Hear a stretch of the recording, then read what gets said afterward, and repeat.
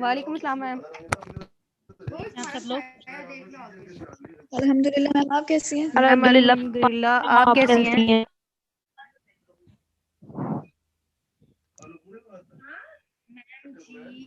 मैं भी अल्लाह का शुक्र, बिल्कुल ठीक।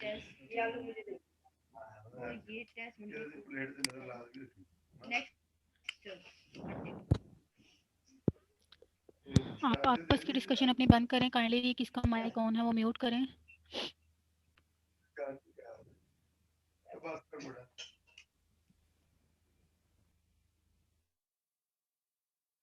ओके, कैसा रहा आपका वीकेंड? मैम ठीक था, बिजी। मैम असाइनमेंट पढ़ा है आप लोगों ने? साइकोलॉजी के असाइनमेंट पर काम किया आप लोगों ने? यस मैम, असाइनमेंट बनाई है। अभी तक किसी को कोई प्रॉब्लम तो नहीं हुई? किसी को समझ आ गया था आपको कैसे करना? Yes ma'am.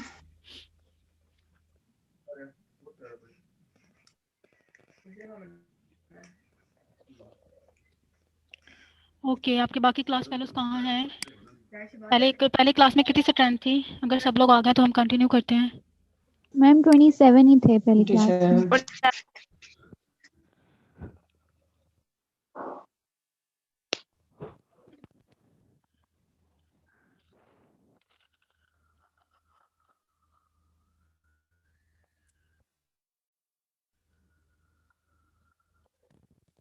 Here are 22 I think.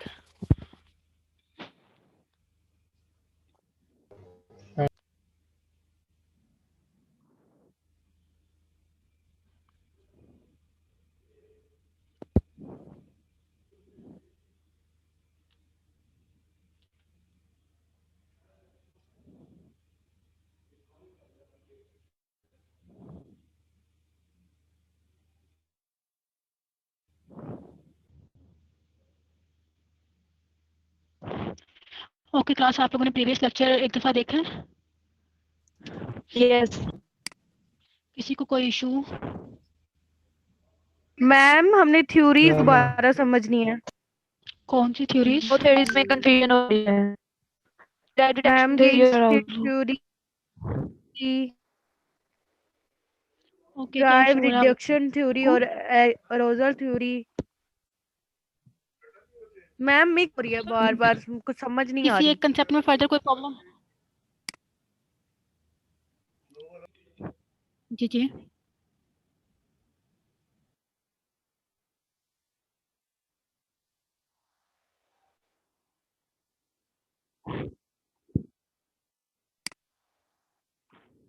अगर तो फॉर एग्जांपल है, देखें आपको नहीं पता, आपके फ्रेंड ने भी हो सकता है वही कुछ लिख दिया हो जो आपने लिखा हुआ है, आप ये पूछना चाह रहे हैं, ठीक है? अगर ये तो या तो ये इंटेंशनली होता है कि आपने अपने फ्रेंड से शेयर किया और आपका सेम हो गया, ठीक है? वो भी हमें असाइनमेंट में नजर आ रहा होता है, वो टीचर को देख के पता चल जाता है कि इन्होंने खुद से शेयर किया है। लेकिन अगर आपने शेयर नहीं किया, आपने आपके फ्रेंड्स के अपने फ्रेंड के साथ आपने शेयर नहीं किया, लेकिन आपका सोर्स सेम था, तो भी आप वहाँ पे शो हो जाता है कि आपने इंटेंशनली शेयर किया हुआ है या बाय चांस से शेयर हो गया। तो बस आपने ये ख्याल रखना है थोड़ा।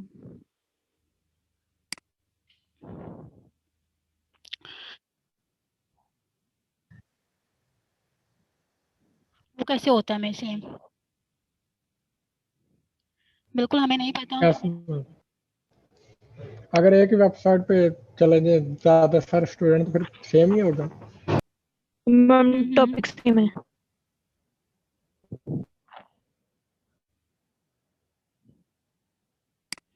नहीं नहीं, लेकिन मैं ऐसा कोई इशू नहीं है। आप लोगों ने बस बीच में कुछ ना कुछ तो डिफरेंट होगा। बोले मैम कुछ ना कुछ तो डिफरेंट होगा ही, मतलब कि अगर एक वेबसाइट पे जी दिया बिल्कुल, तो कुछ ना मटेरियल कुछ तो तो बहुत आपका ज्यादा मिल डिफरेंट जाता है। होगा। अगर आपने एक भी सोर्स किया है, देखें फॉर एग्जांपल बिल्कुल ऐसे ही, जैसे मैं एक कंसेप्ट अगर बोल रही हूँ यहाँ पर और आप सब अपना अपना नोट डाउन कर रहे हैं, बेशक आपका सोर्स सेम है, आप सुन सेम वर्ड्स रहे हैं, लेकिन हर एक का अपना राइटिंग स्टाइल डिफरेंट है ना। सबको अपना अपना समझ आ रहा है, जो जिसको समझ आ रहा है उसने वो लिख लिया, तो वहाँ पे कोई ना कोई डिफरेंस होता है, वो हमें आइडिया हो जाता है। बस आप लोगों ने अवॉइड इन अ सेंस करना है कि ओवरलैप ना हो, ताकि आप लोगों की लर्निंग हो। और अगर ऐसा होता भी है तो मैंने आपसे फर्दर उसकी वर्बल और ओरल थोड़ा सा क्वेश्चनिंग करनी है ताकि मुझे आइडिया हो सके कि आप लोगों ने खुद से किया है ये सारा काम। Okay okay ma'am. चलें हम हाँ अपना लेक्चर कंटिन्यू करते हैं। मैम ये असाइनमेंट कमिंग फ्राइडे को सबमिट करना है। जी फ्राइडे को 18 दिसंबर। ठीक है मैम।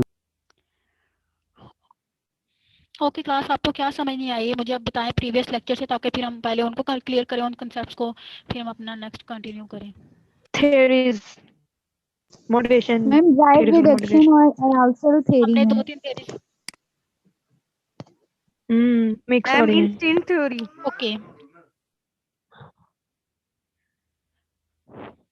ओके क्लास, मैं आपको थोड़ा सा ब्रीफली इसका रिव्यू दे देती हूँ तीनों थ्योरीज का। अब आपने गौर से सुना है और इसको अंडरस्टैंड करना है। इसमें डिफरेंस ज़रा सा ही है, अब आपने वो वाला डिफरेंस कैसे फाइंड आउट करना है। देखिए मैं आपको हमेशा कहती हूँ कि जो भी ऐसे पॉइंट्स हैं जो आपको कंफ्यूज कर रहे हैं, आप ऊपर नाम लिखा करें उस हेडिंग का। जैसे इंस्टिंक्ट थ्योरी है तो नीचे बुलेट्स में पॉइंट्स बना के लिख लिया करें कि इसके अंदर क्या हमने डिस्कस किया है। इंस्टिंक्ट थ्योरी के अंदर बेसिकली हमने क्या डिस्कस किया था। इंस्टिंक्ट थ्योरी के अंदर हमने ये डिस्कस किया था कि हमारे जितने भी एक्शन हैं, हम जो भी बिहेवियर परफॉर्म करते हैं अपनी लाइफ में, अपने एनवायरनमेंट में रहते हुए हम जो भी बिहेवियर परफॉर्म करते हैं। ओके CR GR आप काइंडली अटेंडेंस नोट डाउन कर लें, ताकि अगर किसी का इंटरनेट इशू होता भी है तो उनकी अटेंडेंस हो हमारे पास। Okay ma'am.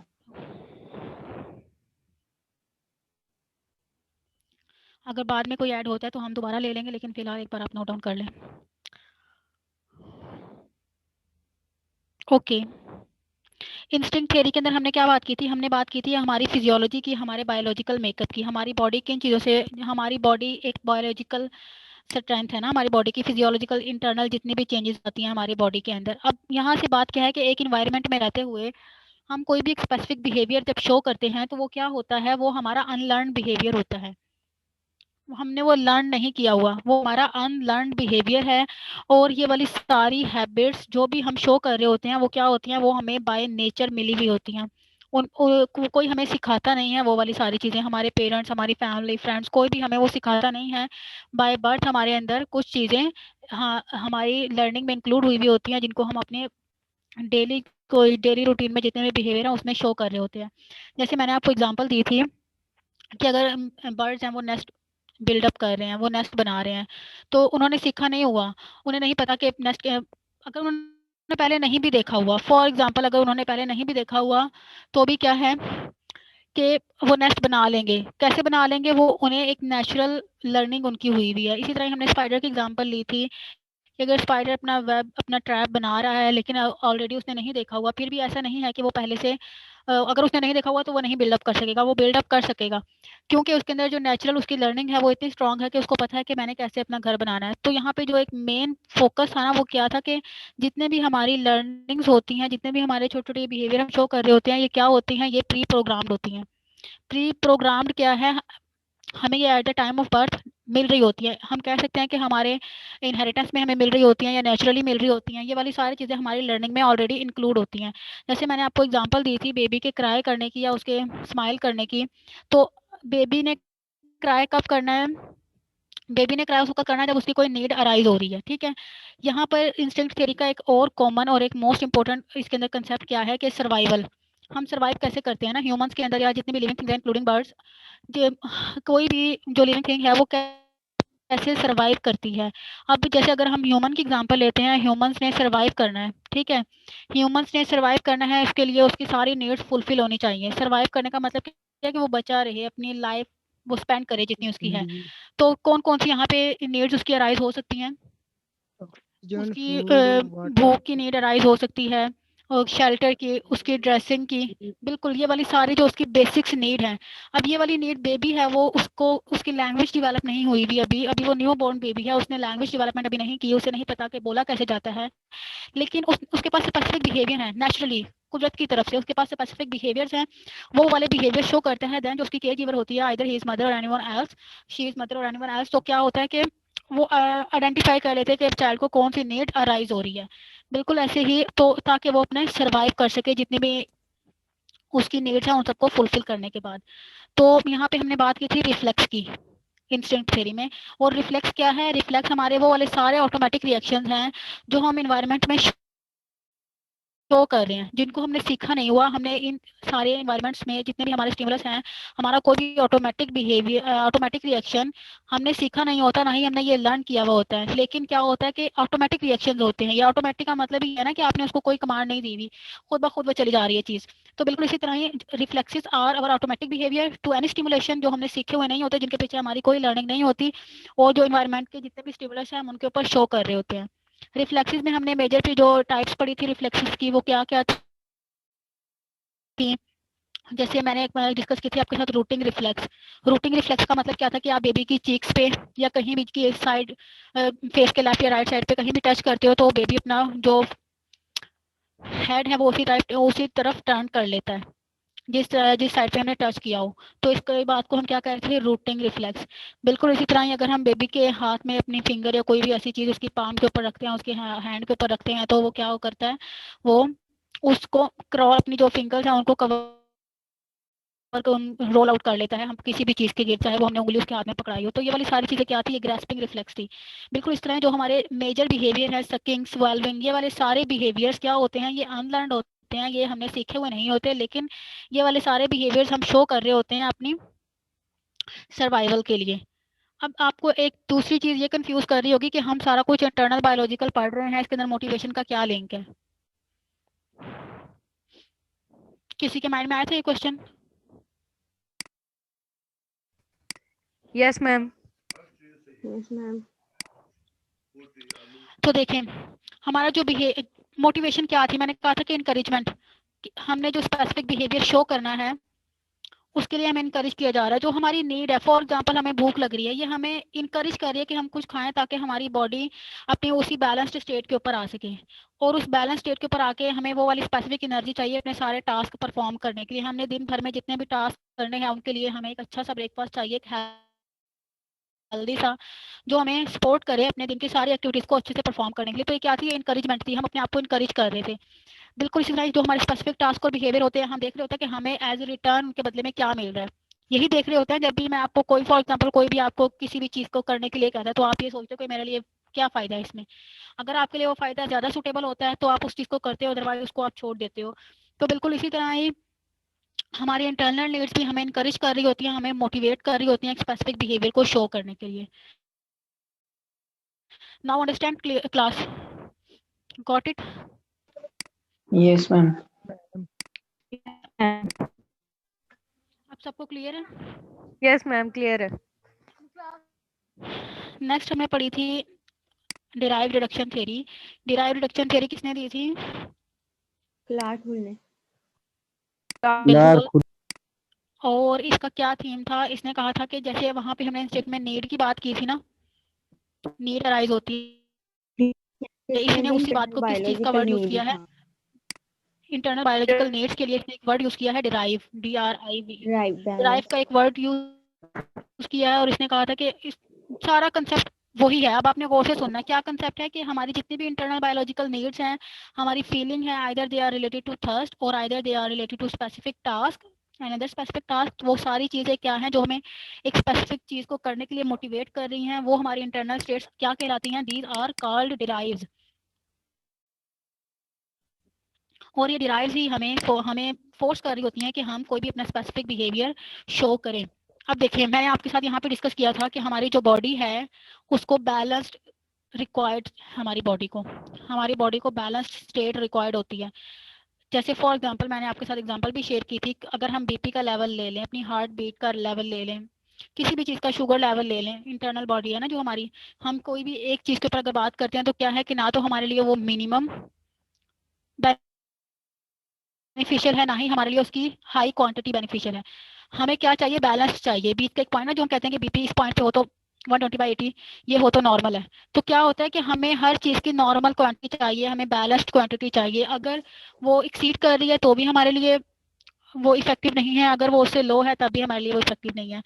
तो जो इंटरनल बायोलॉजिकल नीड्स है ना हमारी, जो हमारी इंटरनल बॉडी की स्टेट है, if it is normal it is called homeostasis. आपको ये पता होना चाहिए कि जो हमारी इंटरनल बॉडी की जितनी भी स्टेट, आप लिख लें बेशक, internal biological states are balanced. If internal biological states are balanced, this process is called homeostasis. कि ये सारे स्टेप्स हमारे क्या कहलाते हैं? होम्योस्टेसिस कहलाते हैं, अगर वो बॉडी नॉर्मल है। तो इसी तरह डिराइव रिडक्शन थ्योरी भी क्या कहते हैं कि हमारी जितने भी नीड्स हैं हम उनको फुलफिल करने के लिए वो हमें मोटिवेट करती हैं कि हम उन सारे नीड्स को फुलफिल करें। जब हम उन नीड्स को फुलफिल कर लेते हैं देन हमारी बॉडी क्या होती है? नॉर्मल स्टेट के ऊपर आ जाती है। एंड दिस इज कॉल्ड, और वो रिड्यूस हो जाती है ना, नीड रिडक्शन मीन्स कि वो सारी नीड्स होती हैं वो रिड्यूस हो जाती हैं। According to this theory we are driven to reduce this drives so that we may maintain a sense of internal calmness, कि हमारे जितने भी इंटरनल है वो काम हो जाएं, बिल्कुल रिलैक्स फॉर्म में आ जाएं। इन सारी चीज़ों को हम किस में डिस्कस कर रहे हैं? डिराइव रिडक्शन थ्योरी में। होम्यो, वहाँ पे हमने क्या बात की थी? इंस्टिंक्ट में हमने वहाँ पे सर्वाइवल की बात की थी, ह्यूमन सर्वाइवल की बात की थी, रिफ्लेक्सिस की बात की थी, और स्पेसिफिक बिहेवियर जो हमारे थे वो क्या थे? अनलर्न थे। Unlearned ये behavior. वाली सारी चीज़ों की बात की थी। लेकिन जो डिराइव Yes. रिडक्शन थ्योरी है वहाँ पे हम क्या बात कर रहे हैं? वहाँ पे हम ये बात कर रहे हैं कि हमारे इंटरनल बायोलॉजिकल जितनी भी स्टेट्स हैं वो सारी क्या हैं? These are drives. और यही डिराइव्स हमें क्या कर रही होती हैं? यही वाली सारी डिराइव्स हमें किसी भी स्पेसिफिक टास्क की तरफ मोटिवेट कर रही होती हैं। जब हम वो स्पेसिफिक टास्क अपना फुलफिल कर लेते हैं देन हमारी वो नीड क्या होती है? वो फुलफिल हो चुकी होती है और हमारी बॉडी रिलैक्स स्टेट के ऊपर आ जाती है। Now clear? Yeah. Yes ma'am. सबको समझ आई है? Yes, ma'am.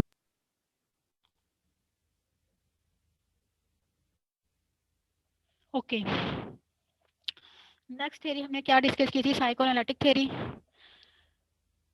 Psychoanalytic theory class क्या थी? No, ma'am. Arousal theory ma'am. Sorry, Ma'am, arousal arousal theory. theory. Arousal theory, arousal theory में अब और उसमें डिराइव रिडक्शन थ्योरी में क्या डिफरेंस है? यहाँ पे जस्ट एक छोटा सा डिफरेंस है क्लास। देखें, इंस्टिंक्ट थ्योरी में हम अपनी नीड्स को क्या कह रहे थे? रिफ्लेक्सेस कह रहे थे, हम उनको नेचुरल बिहेवियर्स कह रहे थे, हम कह रहे थे कि वो सारी चीजें अनलर्नड है। लेकिन डिराइव रिडक्शन थ्योरी में जब हम आए हैं तो हम उन सारी चीजों को क्या कह रहे हैं? हमारी इंटरनल बायोलॉजिकल जितनी भी नीड्स हैं हमारी बॉडी की, हम उनको कह रहे हैं डिराइव। Yes. अब इसी बात को अराउजल थ्योरी में हम क्या कह रहे हैं? अराउजल। कि जितनी भी अराउजल थ्योरी क्या है बेसिकली? कि हमारी वो वाली सारी स्टेट जो हमें स्पेसिफिक टास्क को करने के लिए परफॉर्म करती हैं, फोर्स करती हैं कि हम स्पेसिफिक टास्क परफॉर्म करें और ताकि हम कंफर्टेबल फील कर सकें। देखिए क्लास, वर्ड्स वही हैं। हमने ऊपर पढ़ा कामनेस, सुकून, रिलैक्स्ड, और कंफर्टेबल का मतलब क्या है? कंफर्टेबल का मतलब भी रिलैक्स्ड है। तो कंसेप्ट सेम है, बस वहाँ पे जब वो क्लार्क होल ने वो थ्योरी दी तो उसने उसके लिए डिराइव का वर्ड यूज कर लिया। लेकिन जब अगले बंदे ने किसी ने वो थ्योरी दी, दूसरे साइकोलॉजिस्ट ने वो थ्योरी दी, तो उसने अराउजल का वर्ड यूज कर लिया। कंसेप्ट सेम वही है। कोई भी अराउजल कब अराइज होता है? जब हमारी बॉडी को या हमें किसी भी चीज की नीड होती है, जब हमें नीड अराइज हो रही होती है किसी भी चीज की, तो हम क्या करते हैं? हाँ, वो अराउजल हमें फोर्स कर रहा होता है कि हम कुछ करें ताकि हमारी ये वाली नीड फुलफिल हो और हम रिलैक्स और कंफर्टेबल फॉर्म में आ सके। जो एडिशनल पॉइंट है ना अराउजल थ्योरी का, वो क्या हमने पढ़ा था? वो क्या हमने कहा था कि ये अराउजल इमोशनल भी हो सकता है, इंटेलेक्चुअल भी हो सकता है और फिजिकल एक्टिविटी भी हो सकती है। अब इन तीनों कंसेप्ट को अंडरस्टैंड करें। इमोशनल अराउजल क्या होगा? मैंने आपको एग्जांपल दी थी। फॉर एग्जांपल, आपको किसी ने हर्ट किया है या कोई भी ऐसी स्टेट जिसके ऊपर आप इमोशनल हो गए हो, either you are happy, either you are angry, either you are feared, कोई भी इमोशन आपने शो किया है, कोई भी इमोशन आपने शो किया है। जब हम स्पेसिफिक इमोशन को शो कर रहे हैं, मैंने अभी आपको एग्जांपल दी कि आप हर्ट हुए हैं। अब आप हर्ट हुए हैं, आप सैड फील कर रहे हैं, डिप्रेस्ड फील कर रहे हैं। इन सारी चीज़ों को कम करने के लिए आप क्या करेंगे? आप उस सिचुएशन से बाहर निकलना चाहेंगे, आप अपना कैथारसिस करेंगे, इधर आप शेयर कर लेंगे किसी के साथ, या फिर आप कहेंगे कि छोड़ो, मतलब ये लाइफ है, या अपने आप को कुछ भी ऐसी आप अपना कैथारसिस कर लोगे, अपने आप को मोटिवेट Motivate करोगे मैंने करें. सारी चीज़ों से बाहर आना है। तो ये क्या था? ये आपने अपने इमोशंस को स्टेबल किया, अपने इमोशंस को आप बैलेंस्ड फॉर्म में लेके आए हैं। तो क्या राइज हुआ था? वो इमोशनल अराउजल एक हुआ था जिसने आपको इमोशनली थोड़ा सा हर्ट किया, जिसने आपको इमोशनली थोड़ा सा टच किया, और आपने उन सारी चीज़ों को दोबारा से नॉर्मल बैलेंस लेके आए हो। This is called emotional arousal. अब इंटेलेक्चुअल अराउजल क्या है? इंटेलेक्चुअल अराउजल, इंटेलेक्चुअल की जहाँ पे भी बात आएगी, इसका मतलब क्या है कि हम बात कर रहे हैं अपने कॉग्निशन की, हम बात कर रहे हैं अपने थिंकिंग की, अपने थिंकिंग पैटर्न्स की, लॉजिकल हम कितने हैं और हम कितने रीजनेबल हैं, इन सारी चीज़ों की हम बात कर रहे हैं इंटेलेक्चुअल में, हमारा ब्रेन जहाँ पे इन्वॉल्व है। ठीक है, देखिए मैंने ये लेक्चर आपको लास्ट क्लास में दिया, ठीक है, आपको कहीं ना कहीं इसमें एम्बिगिटी थी, एक नीड अराइज हुई आप सब में कि हमने इस चीज को दोबारा से पढ़ना है। ये क्या था, ये इंटेलेक्चुअल अराउजल था कि आपका ब्रेन सेटिस्फाइड नहीं हो रहा था कि नहीं मुझे ये वाली चीजें भी समझ नहीं आई, मुझे इसके लिए थोड़ी सी और क्लैरिफिकेशन चाहिए। लेक्चर को छोड़ के इसी तरह ही अगर हम कोई और डेली रूटीन की बात भी ले लें कि अगर हमें किसी भी एक स्पेसिफिक कंसेप्ट की समझ नहीं आई होती या हमने किसी भी बात को अच्छे से अंडरस्टैंड नहीं किया होता तो हम अपना स्पेसिफिक बिहेवियर शो कर देते हैं। तो अगर हम अपना बिहेवियर शो कर रहे हैं, जैसे आपने मुझे कहा कि मैम ये दोबारा करवा दें, तो क्या था कि आपने अपनी उस नीड को, अपने उस अराउजल को बैलेंस करने के लिए, ताकि आप सेटिस्फाइड हो सकें अपनी उस फेज से, अपनी उस कंडीशन से कि अब मुझे अच्छे से समझ आ गया ये कंसेप्ट। तो ये क्या था, ये इंटेलेक्चुअल अराउजल था जिसके अंदर आपकी थिंकिंग नीड अराइज हुई कि मुझे इस कंसेप्ट के ऊपर और ज्यादा काम करने की जरूरत है। फिजिकल एक्टिविटी, आपने उठ के कुछ करना है, जैसे फॉर एग्जांपल आपने अपनी बॉडी मूवमेंट के साथ कुछ करना है। जैसे अभी आप लेक्चर सुन रहे हो, आप जस्ट सुन रहे हो, फॉर एग्जांपल आप जस्ट सुन रहे हो, लेकिन कहीं कोई ऐसा कंसेप्ट आया है आपको लग रहा है कि नहीं मुझे लिख लेना चाहिए, तो आपने अपनी फिजिकल एक्टिविटी उसके अंदर इन्वॉल्व की ताकि आप सेटिस्फाइड हो सकें, आप मोटिवेट हो सकें उस कंसेप्ट को अच्छे से समझने के लिए। This is called physical activity और फिजिकल अराउजल। तो हम यहाँ पे बात कर रहे हैं उन्हीं नीड्स की, लेकिन हम इसके लिए कौन सा वर्ड यूज कर रहे हैं, अराउजल का। Now understand class? Yes ma'am. Yes, ma'am.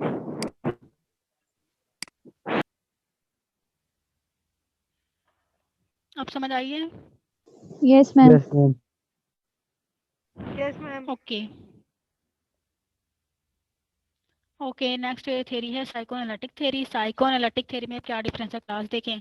वहाँ पे हम इंस्टिंक्ट का वर्ड यूज कर रहे थे, देन हमने डिराइव का वर्ड यूज किया, फिर हमने अराउजल उसी चीज को कहा। हम यहाँ पे बात कर रहे हैं, यहाँ पे भी हम इंस्टिंक्ट्स का वर्ड ही यूज कर रहे हैं बेसिकली। और उनको हम, फ्राइड ने ये थ्योरी दिया ना, उसने कहा है कि डिराइव का वर्ड भी सिमल्टेनियसली यूज किया और इंस्टिंक्ट्स का वर्ड भी, लेकिन आपने बस ये याद रखना है हमेशा कि दो बेसिक जो इंस्टिंक्ट्स या डिराइव्स हैं वो किसने इंट्रोड्यूस करवाई, इरोज और थैनाटोस। किसने? फ्राइड ने। देखिए हमने ऊपर सारे इंटरनल स्टेट्स की बात की, सब कुछ बात की हमने, इन्वायरमेंट के ऊपर अपना बिहेवियर शो करने की, इन सारी चीज़ों के, लेकिन किसी ने भी अभी तक स्पेसिफाई नहीं किया कि कौन कौन सी डिराइव्स हो सकती हैं। तो बेसिकली जो दो डिराइव्स हैं, इरोज एंड थैनाटोस, ये किसने इंट्रोड्यूस कराई? फ्राइड ने, सिगमंड फ्राइड ने। और साइकोएनालिटिक थ्योरी के अंदर इरोज क्या है, हमारी लाइफ से रिलेटेड डिराइव है कि जब हम जब कुछ अच्छा करना चाह रहे होते हैं, देखिए आपने एक काम अच्छा किया, आपको अप्रिशिएट किया गया, आपके अंदर दोबारा नीड अराइज होगी कि आप फिर से ऐसा कुछ अच्छा काम करें, आपकी अपनी सेल्फ स्टीम बूस्टअप हो रही है, आप एनर्जाइज हो रहे हो, एनर्जेटिक फील कर रहे हो और आपको अप्रिसिएशन मिल रही है। ये सारी चीज़ें क्या है, ये आपकी पर्सनैलिटी को पॉजिटिवली ग्रूम कर रही हैं कि आपको कुछ अच्छा करना है और अच्छा करना है। ये क्या है, आपके अंदर इरोज डिराइव ज़्यादा एक्टिवेट है। थैनाटोस क्या है? थैनाटोस क्या है कि आप प्रिवेंट तो कर रहे हो डिस्ट्रक्शन से, लेकिन आपका उसके ऊपर कंट्रोल नहीं है। जैसे फॉर एग्जांपल कुछ बुरा हुआ, जैसे मैंने ऊपर इमोशनल डिजास्टर्स की बात की थी, कुछ ऐसा बुरा हुआ। फॉर एग्जांपल कोई भी एक बच्चा था जो ड्रॉप हो गया, जो फेल हो गया, कुछ भी ऐसा हुआ। अब उसके पास क्या था सोल्यूशन? उसके पास ये सोल्यूशन भी था कि वो उन सारी चीज़ों को इग्नोर करे और देखे कि मेरे मुझसे कौन कौन सी गलतियां हुई हैं, ताकि मैं उनको ओवरकम कर सकूं अपने नेक्स्ट एग्जाम अटेम्प्ट में। लेकिन वो ये वाला बिहेवियर शो नहीं करता, वो डिस्ट्रक्शन की तरफ आ जाता है। वो कहता है कि नहीं, स्टडीज में कुछ भी नहीं है, मैंने बहुत पढ़ा और मुझे फिर भी कोई इसका फ्रूटफुल रिजल्ट नहीं मिला। और वो इन सारी चीज़ों को छोड़ के डिस्ट्रक्टिव बिहेवियर्स की तरफ आ जाता है, क्रिमिनल बिहेवियर उसके अंदर आना शुरू हो जाता है, वो गुस्सा शो करता है, अग्रेसिवनेस उसके अंदर आ जाती है। तो ये वाली सारी चीज़ें किसको लीड कर रही हैं? ये वाली सारी चीज़ें लीड कर रही हैं थैनाटोस को, कि उसकी जो थैनाटोस नीड है वो एक्टिवेटेड है और जितने भी उसके गोल्स हैं वो उनको नेगेटिवली इफेक्ट कर रही है। दोनों का डिफरेंस समझ में आया क्लास आपको? Yes ma'am. Yes, ma'am. Ma'am कुछ पूछना था। जी जी। मैम कुछ लोग होते हैं, हमें तो इतनी बड़ी बातें करते रहे, लेकिन हमारी जब बात आती है तो थोड़ा सा नुक जैसे मैडम इतने डिप्रेशन में, इतना गुस्से में आ जाते हैं, ऐसा क्यों होता है? ऐसा हम अक्सर फ्रेंड्स में बात कर रहे होते हैं ना, कि जब हम मजाक कर रहे हैं, आज कोई हमारे साथ मजाक कर रहा है तो हम उसको बर्दाश्त करें, हम उसको कंट्रोल करें, लेकिन जैसे ही हमने जरा सा मजाक किया तो अगले बंदे को बुरा लग जाता है। ऐसा होता है यस ना? मैम। ऐसा किस लिए होता है? ऐसा इसलिए होता है कि हमें नेक्स्ट पर्सन की बाउंड्रीज नहीं पता।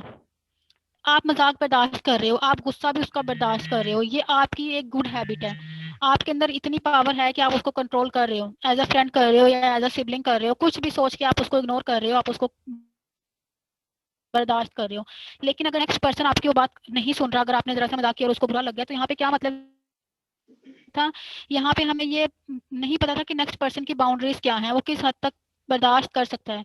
जैसे ही हमें एक इंसिडेंट ऐसा होता है कि उसने हमारी किसी चीज़ को बर्दाश्त नहीं किया, तो हमें क्या पता चलता है कि हमें उसकी बाउंड्रीज पता चल जाती हैं कि बस अब उसकी ये लिमिट है, इस लिमिट से ज़्यादा उसके अंदर टॉलरेंस नहीं है। तो हम नेक्स्ट टाइम क्या करते हैं, फिर हम अपने आप को थोड़ा सा कंट्रोल करके रखते हैं कि हमने किस लेवल पर नेक्स्ट पर्सन से बात करनी है और किस लेवल पर उसको बात नहीं करनी उससे। Okay ma'am. ओके क्लास, अब ये मैंने प्रीवियस लेक्चर का आपको थोड़ा ओवरव्यू दिया डिटेल, फिर भी समझ आया आप सबको? कंफ्यूजन क्लियर हुई है? Yes, ma'am. जैसे मैंने अभी आप जी बिल्कुल, जैसे मैंने अभी आपको आपके एग्जाम से रिलेटेड दिया है ना, एग्जाम का आपका रिजल्ट आया, फॉर एग्जांपल कोई भी स्टूडेंट है उसका एग्जाम का रिजल्ट अच्छा नहीं आया,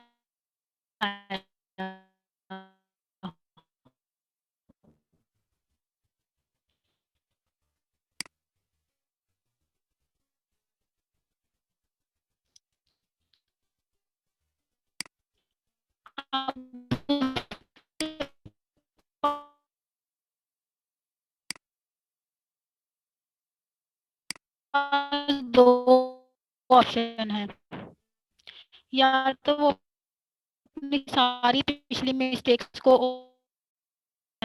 तो ये वाली सारी चीजें क्या थी, ये वाली सारी चीजें उसने पहले पॉजिटिवली डील किया। आपने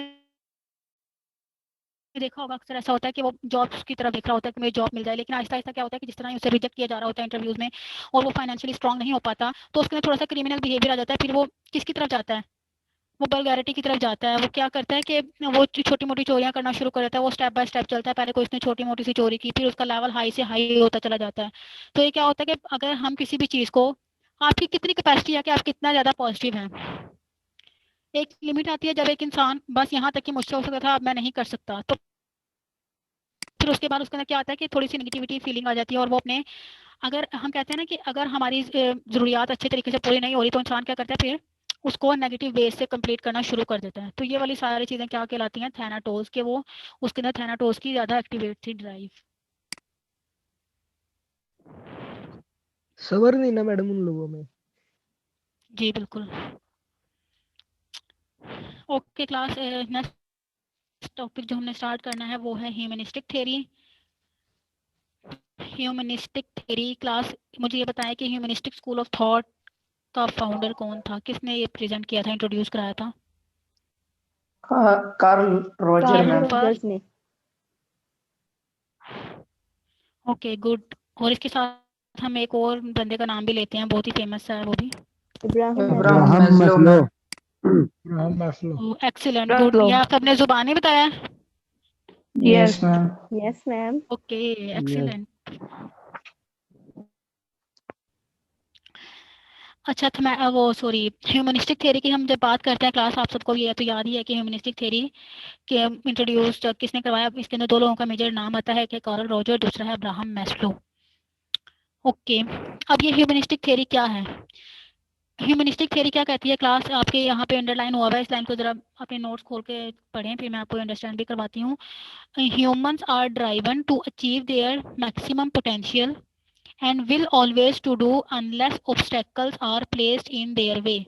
इसका मतलब क्या है कि ह्यूमंस के अंदर, ह्यूमंस क्या करते हैं, अपनी ज्यादा से ज्यादा जिस चीज को वो अचीव कर सकते हैं ना, उस चीज को अचीव करने की कोशिश करते हैं, और वो उस वक्त तक अपने उस गोल के ऊपर स्टिक रहते हैं जब तक वो सारी ऑब्स्टेकल्स को, सारी हर्डल्स को, सारी रुकावटों को खत्म करके उस तक पहुंच नहीं जाते। अब ये ह्यूमनिस्टिक की बात हो रही है। ह्यूमनिस्टिक था ना जो स्कूल ऑफ थॉट, इसने मोस्ट पॉजिटिव व्यू दिया था पर्सनैलिटी का, और बिल्कुल इसने रियलिटी बेस्ड बातें की थी सारी। और इसके अकॉर्डिंग क्या है कि एक पर्सन, फॉर एग्जांपल एक पर्सन ने कोई भी गोल अचीव किया है, तो वो अपना बेस्ट परफॉर्म करेगा उस गोल को अचीव करने के लिए। और उस गोल को अचीव करने में उसे जितनी भी हर्डल्स आ रही हैं या जितने भी वो ऑब्स्टेकल्स को फेस कर रहे हैं, उस पर्सन की क्या बेस्ट ट्राई होगी कि वो उन सारी ऑब्स्टेकल्स को, उन सारी हर्डल्स को मिनिमाइज कर सके, उनको रूट आउट कर सके, उनको खत्म कर सके, ताकि वो अपने गोल तक इजीली पहुंच सके। These obstacles include, अब देखें हमारी मेजर नीड्स भी यहाँ पे आती हैं कि क्या है वो ऑब्स्टेकल्स कौन सी हो सकती हैं, hunger, thirst, financial problem, safety issues और एनीथिंग एल्स। अब एक पर्सन की बेसिक नीड ही जब नहीं फुलफिल हो रही, एक पर्सन की हंगर और थर्स्ट की नीड, जो उसे खाना पीने की सबसे बेस्ट नीड है ना, जो सबसे पहले फुलफिल होनी चाहिए, जब एक पर्सन की वही वाली नीड फुलफिल नहीं हो रही, तो क्या वो अपने आप को मोटिवेट कर सकेगा अपने हाई गोल अचीव करने के लिए? जैसे फॉर एग्जांपल यूनिवर्सिटी में एडमिशन लेने के लिए सबसे बेसिक नीड क्या है, मेरिट पे आपका नेम आ गया, उसके बाद बेसिक नीड क्या है, आपने सारा डॉक्यूमेंटल प्रोसेस पूरा करना है स्पेसिफिक फी के साथ। जब एक पर्सन के पास वो स्पेसिफिक फी ही नहीं है तो क्या वो अपना वो गोल अचीव कर सकता है जो उसने डिग्री कंप्लीशन का सोचा हुआ है? नहीं ना कर सकता। वो उसको स्पेसिफिक गोल पहले अचीव करना है, को टास्क जैसे स्टेप कह सकते हैं ना, हमें पहले उसे वो स्टेप अचीव करना है, देन वो अगले स्टेप के ऊपर जाएगा। तो ह्यूमनिस्टिक भी यही बात करते हैं। ह्यूमनिस्टिक ने क्लास ये इंपॉर्टेंट कंसेप्ट है। अब अगर ये आपका चैप्टर फाइनल में इंक्लूड होता है तो ये सब्जेक्टिव क्वेश्चन भी बहुत इंपॉर्टेंट क्वेश्चन है, अपने इसको अच्छे से अंडरस्टैंड करना है। अब्राहम मैस्लो ने क्या किया था? अब्राहम मैस्लो ने एक हायरार्की दी थी हमारी नीड्स की, और वो वाली हायरार्की क्या थी? वो हायरार्की सबसे लोअर लेवल से स्टार्ट होती थी। जैसे हमारी सबसे पहली नीड क्या है? हंगर, थर्स्ट, फूड है ना हमारी सबसे बेसिक नीड। देन वो जाती थी हायर लेवल के ऊपर कि फूड के बाद कौन सी नीड है, देन कौन सी, और फिर कौन सी नीड है, और लास्ट जो लेवल है ना वो कहाँ पे जाके फुलफिल होता है, एक पर्सन की नीड्स कहाँ पे जाके सेटिस्फाइड होती हैं, जिसके बाद उसकी कोई और नीड नहीं रहती। क्लास अच्छा आप मुझे बताएं कि आपको क्या लगता है कि एक पर्सन कहाँ कौन से स्टेप पे जाके उसे फील हो सकता है कि नहीं अब मेरी कोई नीड ऐसी नहीं है जो फुलफिल हो, या वो बेस्ट डिजायर नहीं करता किसी भी चीज के लिए, according to all of you?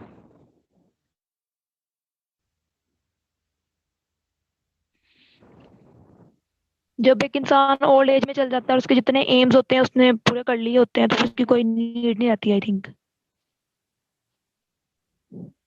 Okay, anyone else?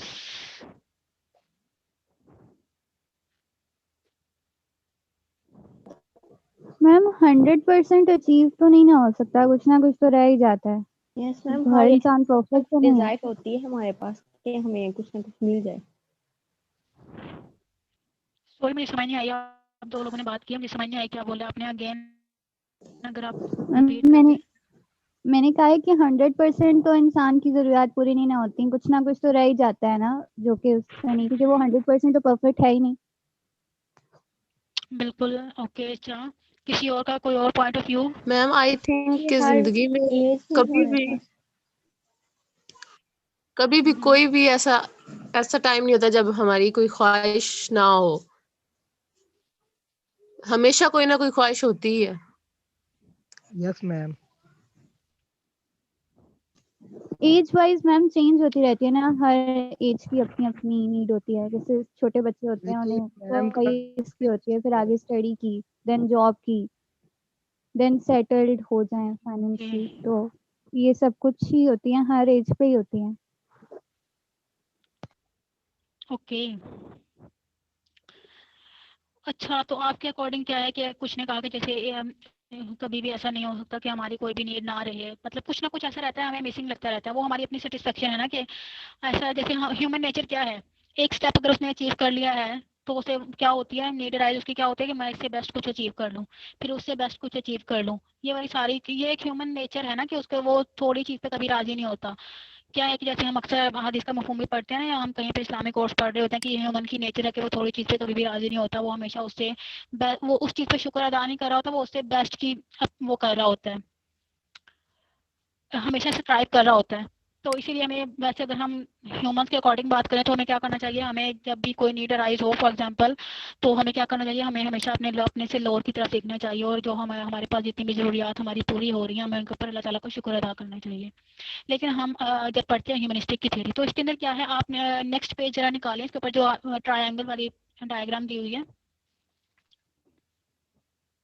मिल गई आप सबको? ये क्लियर नजर आ रही है क्लास आपको?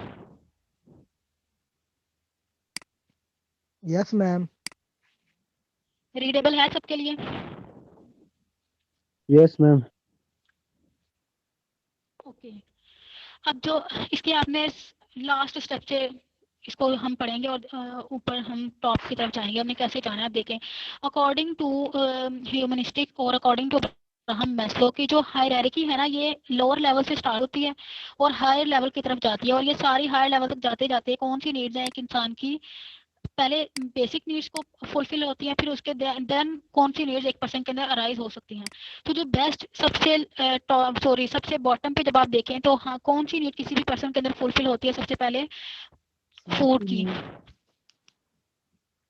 नीड्स करके मेरे जितने भी फूड से रिलेटेड नीड्स हैं वो सबसे पहले फुलफिल हो, और जब उसकी फूड की नीड फुलफिल होती है देन किसी भी पर्सन की नेक्स्ट बेसिक नीड क्या होती है, शेल्टर।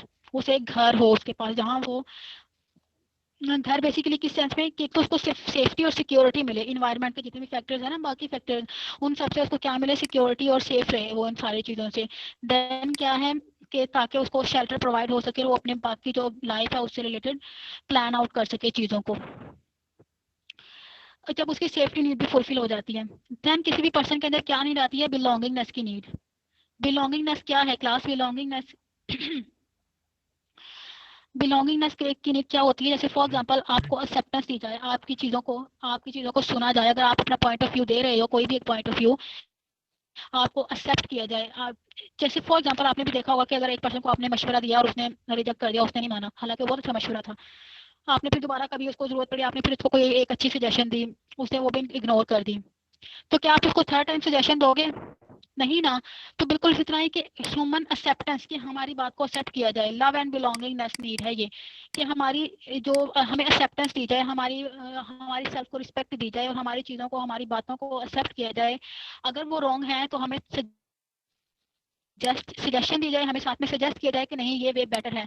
लेकिन इन एन अदर वे क्या हो सकता है कि हमें एक्सेप्टेंस मिले, हमारी बातों को, हमारी जो उसको थोड़ी सी वैल्यू दी जाए, हमारे पॉइंट ऑफ व्यूज को। तो सबसे पहले किसी भी पर्सन के अंदर कौन सी नीड अराइज होती है? फूड की। जब वो नीड फुलफिल होती है तो देन शेल्टर की नीड सबसे बेस्ट नीड है, जिसको हम सेफ्टी नीड कह रहे हैं। उसके बाद need of love and belongingness की नीड है, कि एक पर्सन की एसोसिएशन दूसरे पर्सन के साथ कैसी हैं। ओके, जब ये वाली सारी नीड्स एक इंसान की फुलफिल हो जाती हैं, नेक्स्ट क्या आता है? Steam needs. क्लास, अब स्टीम नीड्स क्या है? स्टीम नीड्स किसी भी पर्सन की अडल्ट लाइफ होती है।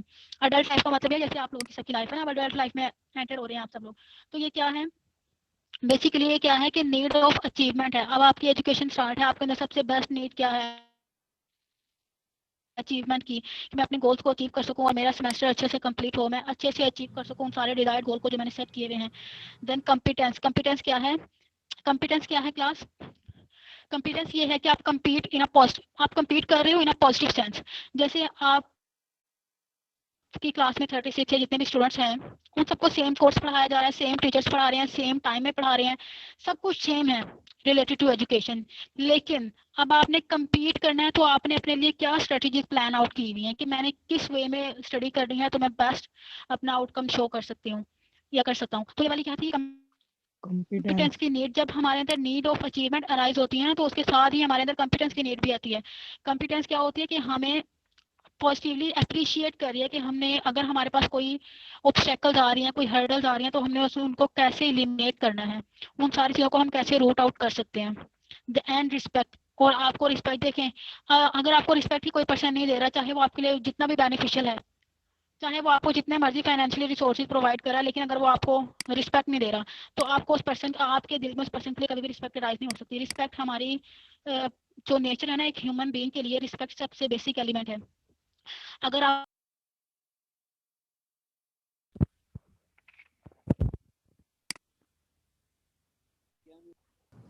तो हम फोर्थ स्टेप को डिस्कस कर रहे थे, रिस्पेक्ट को। एक कॉम्पिटेंस जहाँ पे आती है वहाँ पे हमारे एक साथ ही नीड होते हैं रिस्पेक्ट की, कि हम हमारे जितने भी कॉम्पिटिटर्स हैं, जो हमारे फेलोज हैं, उनसे हम उनको रिस्पेक्ट गिव एंड टेक यहाँ पे होता है ना, कि हमें जिसे जितनी रिस्पेक्ट मिल रही होती है हम उसके लिए उतनी रिस्पेक्ट शो कर रहे होते हैं। ओके क्लास, जो अगर आप इसको, ये अभी आपका क्योंकि माइनर सब्जेक्ट है और आपके सब्जेक्ट की इतनी डिमांड नहीं है कि आपको थोड़ा सा डिटेल में पढ़ाया जाए, अगर हम इसको डिटेल में पढ़ते हैं, फॉर एग्जांपल एक हायरार्की किसी भी एक पर्सन के, जिसके पास ना घर है, ना खुराक है, रहने के लिए कोई भी चीज़ नहीं है उसके पास, तो उसके लिए कितना मुश्किल है अपनी फूड की नीड्स को पूरा करना। अल्हम्दुलिल्लाह हम सारे ब्लेस्ड ह्यूमन बीइंग्स हैं ना। अगर हम अपने से हट के बात करें, अगर हम सोसाइटी में कुछ ऐसे लोगों की बात करें जिनके पास ये नीड्स बेसिकली फुलफिल नहीं हो रही हैं, तो क्या है, अगर आपके पास मनी ही नहीं है, किसी भी पर्सन की फूड की नीड को पूरा करना, उस नीड को फुलफिल करना, it's too much difficult in a positive way, कि हमने कुछ ऐसा नेगेटिव काम भी नहीं करना और हमने अपनी फूड की नीड भी फुलफिल करनी है। तो ये क्या है, बेसिकली ये एक बहुत ही मुश्किल, बहुत ही हार्ड एंड डिफिकल्ट काम है, किसी भी एक इंसान की लाइफ का। तो बिल्कुल ऐसे ही जब उसकी फूड की नीड पूरी होना शुरू हो रही है, उसने अपनी खुराक का भी कर लिया है कि उसने कहाँ से अपनी खुराक को हासिल करना है, कहाँ से उसने अपनी फूड की नीड्स को फुलफिल करना है, देन उसके अंदर कोई सी बेसिक नीड क्या आती है, देन सेफ्टी की नीड। अब घर, हम कह रहे हैं कि हमारे पास घर है, वी आर ब्लेस्ड, किसी कोई एक होमलेस पर्सन, उसके लिए घर की अपनी सेफ्टी नीड्स को पूरा करना, जहाँ पे उसको सेफ्टी भी हो और सिक्योरिटी भी हो। शेल्टर तो उसको मिले लेकिन साथ ही उसको सिक्योरिटी भी मिले, वो अपने आप को महफूज समझे उस जगह पे। तो ये नीड फुलफिल करना भी एक पर्सन का बहुत ही डिफिकल्ट काम है। तो सेम ऐसे ही स्टीम नीड तक हमने पढ़ा है कि ये वाली सारी नीड्स कोई आसान काम नहीं है किसी भी पर्सन की कि बस उसकी पूरी हो रही है, और वो उस पर्सन को सर्वाइव करना है सोसाइटी में, उसको सोसाइटी के ऑब्स्टेकल्स को रिमूव करना है अपनी सेफ्टी नीड तक पहुंचने के लिए, सॉरी स्टीम नीड तक पहुंचने के लिए। तो क्लास जब स्टीम नीड के बाद according to Abraham Maslow, esteem need के बाद जो लास्ट टॉपिक आपको नजर आ रहा है ना, self actualization. According to Abraham Maslow self actualize बहुत कम लोग होते हैं, बहुत कम लोग होते हैं जो इस नीड तक पहुंच सकते हैं, और ये वो वाले लोग होते हैं जो जिनकी पिछली सारी नीड्स फुलफिल हो चुकी हों। और ये वो लोग होते हैं क्लास, जैसे आप लोगों ने सेल्फ एक्चुअलाइज का मतलब पहले मैं आपको समझाती हूँ कि सेल्फ एक्चुअलाइज बेसिकली है क्या। सेल्फ एक्चुअलाइजेशन क्या है? सेल्फ एक्चुअलाइजेशन आपको रियलाइज करवा रहा है कि आपके पास कितना पोटेंशियल था, कितने रिसोर्सेज थे, और आपने उन सबको बेस्ट वे में यूज किया है, आपने उनको अच्छे से यूटिलाइज किया है उन सारे रिसोर्सेज को जो आपके पास थे। सेल्फ एक्चुअलाइज का मतलब यह है कि आपने अपनी सेल्फ को पहचान लिया है, आपकी सेल्फ का पर्पस क्या था, आपके इस वर्ल्ड में आने का पर्पस क्या था, कि आपने उस पर्पस को मीट किया है, आपने उस पर्सन को उस पर्पस को अचीव कर लिया। और जब आप उस पर्पस को अचीव कर लेते हो तो यू आर सेल्फ एक्चुअलाइज। और ये भी कोई आसान काम नहीं है, ये भी मोस्ट डिफिकल्ट टास्क है। सेल्फ एक्चुअलाइज में क्या होता है कि जितनी भी हम कहते हैं ना दुनिया से रिलेटेड जितनी नीड्स है उन सबको छोड़ देना, ख्वाहिशात ना कर, ला हासिल ख्वाहिशात ना करना, और उन सारी चीज़ों को छोड़ देना जो हमारे लिए बेनिफिशियल तो हैं लेकिन हम कुर्बान कर रहे हैं उनको, अपने जैसे हम कहते हैं अपने नफ्स की जितनी भी ख्वाहिशात हैं उनको रोक देना। तो ये वाली सारी चीज़ें क्या हैं, एक पर्सन को सेल्फ एक्चुअलाइज बनाती हैं, उसे अपनी सेल्फ की पहचान करवाती हैं, और वो वाली सारी नीड्स पूरी करता है जो उसकी सेल्फ की, जैसे हम कहते हैं रूह की ग़िज़ा है। अगर जो पर्सन जितना रिलीजियस होता है वो क्या होता है कि उसने उन सारी अपनी बाउंड्रीज को, जो उसकी सोसाइटी से रिलेटेड बाउंड्रीज थी, उनको कितने अच्छे से साइड पे किया हुआ है और वो बैलेंस्ड लाइफ गुजार रहा है। ऐसा भी नहीं कि आप दुनिया से बिल्कुल कट आउट होके एक साइड पे बैठ जाओ और सिर्फ रिलीजियस के ऊपर फोकस करो, नहीं, बैलेंस्ड आउट, कि आपने दुनिया में रहना है लेकिन फिर भी इस तरह बैलेंस वे में रहना है कि जो आपकी अननेसेसरी नीड्स हैं आप उनको फुलफिल तो कर रहे हो लेकिन इन अ माइनर लेवल, जहां तक उसकी जरूरत थी तब तक ही फुलफिल कर रहे हो। तो अकॉर्डिंग टू अब्राहम ऐसे बहुत कम लोग होते हैं जो सेल्फ एक्चुअलाइज होते हैं, जो सेल्फ एक्चुअलाइजेशन की स्टेज तक पहुंच सकते हैं। तो ये एक पिरामिड है, ट्रायंगल, जिसको हम बोलते हैं कि जो हायरार्की एक अब्राहम मैस्लो ने बताई थी किसी भी नीड्स की, कि ये वाली बेसिक नीड्स होती हैं जब भी हम किसी भी कोई भी ह्यूमन हो, तो ये वाली सारी नीड्स पर्सन को मोटिवेट कर रही होती हैं। जब उसकी सेफ्टी सॉरी एक नीड फुलफिल होती है तो वो नेक्स्ट नीड की तरफ सर्वाइव करने के लिए नेक्स्ट नीड की तरफ कंटिन्यू करता है अपने सारे गोल्स को। क्लास यहाँ तक समझ आई है आप सबको? Yes ma'am. सबको समझ आई है? Yes ma'am. किसी को कोई इश्यू तो नहीं यहाँ तक? No ma'am. मैम ये जो आपने एंड किया इसमें मैडम थोड़ा हिस्ट्री है। सॉरी मैम ये जो नोट्स इसको मैंने ओपन किया, मैंने ट्रायंगल सारी मैडम जो फिल की है सारी जगह ब्लैक हुआ पड़ा, सारा नजर नहीं आ रहे चले, वर्ड। मैं आपके साथ ये शेयर कर लूंगी, ये इमेज मैं आपके साथ क्लियर वाला ना शेयर कर लूंगी, फिर आप लोग वहां से बस मैम कंटिन्यू कुछ कीजिएगा। वो हैं वर्ड्स हैं जो उसमें ना ट्रायंगल्स मारे हुए हैं जिसकी वजह से सही समझ नहीं आ रही नोट्स यस आपने मैम। सेंड किए। ओके, इसलिए मैंने स्टार्ट में ही आपसे पूछा था कि आपको नजर आ रहा है कि नहीं, लेकिन मैं आपको अभी तक समझ तो आई है ना कि सबसे नीचे फूड है, देन सेफ्टी है, then belonging yes yes ma'am ma'am ये है, समझ देन आ अभी गया। स्टीम समझ है, आ फिर गया सबसे जो टॉप आपने पे सेल्फ समझाया। एक्चुअलाइज है। ओके, मैं आपके साथ ये क्लियर इमेज भी शेयर कर लूंगी ताकि आपके पास अगर पेपर में ये टास्क आता है तो आप उसको अच्छे से परफॉर्म कर सको। Okay yes okay. Ma'am. Ma'am okay.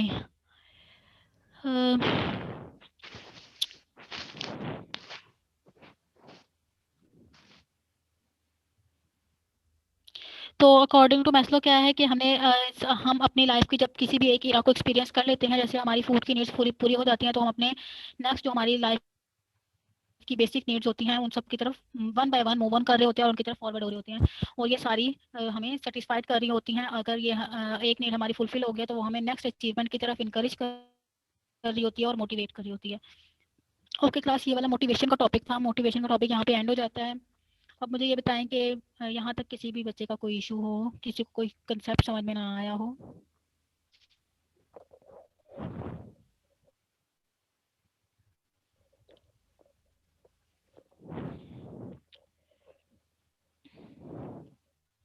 Ma'am सबको समझ आया क्लास? मैम जी मैम जब ये हमारी सारी नीड्स फुलफिल हो जाएंगी तो इंसान सेल्फ एक्चुअलाइज हो जाता है। जी बिल्कुल, वो सेल्फ एक्चुअलाइज हो जाता है। जैसे आप लोगों ने देखा होगा कि जैसे वली होते हैं, पैगंबर होते हैं, नबी होते हैं, वो क्या होते हैं, उनकी उन्होंने अपनी दुनिया की जो सारी नीड्स हैं उनको एक साइड पे किया हुआ होता है और बेसिक नीड्स सिर्फ अपनी फुलफिल की हुई होती है। उनके पास एक शेल्टर है, उनकी खुराक की नीड पूरी हो रही है और उनके बेइंतहा चाहने वाले होते हैं और उनको रिस्पेक्ट मिल रही होती है। देन वो क्या होते हैं, वो सेल्फ एक्चुअलाइज। अगर आप सेल्फ एक्चुअलाइज का मतलब देखोगे ना, सेल्फ एक्चुअलाइज का मतलब क्या है, ये हम जरूरी, ये हम लोग भी हो सकते हैं अगर हमारी पिछली सारी नीड्स फुलफिल हैं और हमने उसको पॉजिटिव वे में, अब हमारे जितने भी रिसोर्सेज हम उनको पॉजिटिव वे में लेके चल रहे हैं। तो सेल्फ एक्चुअलाइज का मतलब बेसिकली क्या है, आपने अपनी सेल्फ को, अपनी ज़ात को पहचाना है, आपने अपनी ज़ात की जितनी भी इंपॉर्टेंट एस्पेक्ट थे उनको अप्रिशिएट किया है, जो आपके लिए अननेसेसरी चीज़ें थी उन सबको आप छोड़ते जा रहे हो। Now clear? यस और ये हायरार्की है ना, हायरार्की का मतलब क्या होता है क्लास? हायरार्की का मतलब ये होता है स्टेप बाय स्टेप, कि अगर एक स्टेप मिसिंग हो गया है ना, अगर आपकी सेफ्टी की नीड ही नहीं पूरी हो रही, तो लव एंड बिलोंगिंगनेस की नीड आप कैसे पूरी कर सकते हो और आपको रिस्पेक्ट कैसे मिल सकती? देखें, रिस्पेक्ट बेशक आपको मिल रही हो, फॉर एग्जांपल अगर आपकी सेफ्टी की नीड पूरी नहीं हो रही है, आप सेटिस्फाइड हैं, आपको हर वक्त डर और खौफ रहेगा सोसाइटी का, आपको डिफरेंट एनवायरमेंटल फैक्टर्स का, जब आप सिक्योर ही नहीं हो। हायरार्की का मतलब ये होता है कि पिछला स्टेप आपने पूरा अचीव किया है, आप उससे सेटिस्फाइड हो, जितनी अमाउंट आपको चाहिए थी आपने, आपके पास उतनी डिजायर्ड अमाउंट है, अब आप सेटिस्फाइड हो कि आप अपने नेक्स्ट चैप्टर, वो सॉरी नेक्स्ट उसकी तरफ, गोल की तरफ जा सको।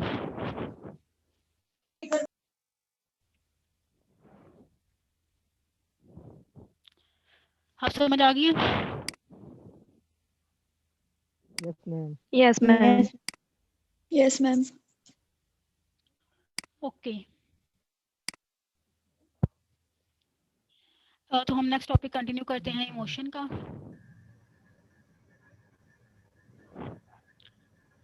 उससे पहले मैं आपके साथ शेयर कर लूँ क्लास कि नेक्स्ट वीक से आपकी विंटर वेकेशन है और उसके फ़ौरन बाद आपका मेट के पेपर स्टार्ट होंगे। अब पता नहीं कि पहला पेपर कौन सा हो सकता है, आपका साइकोलॉजी का ही हो।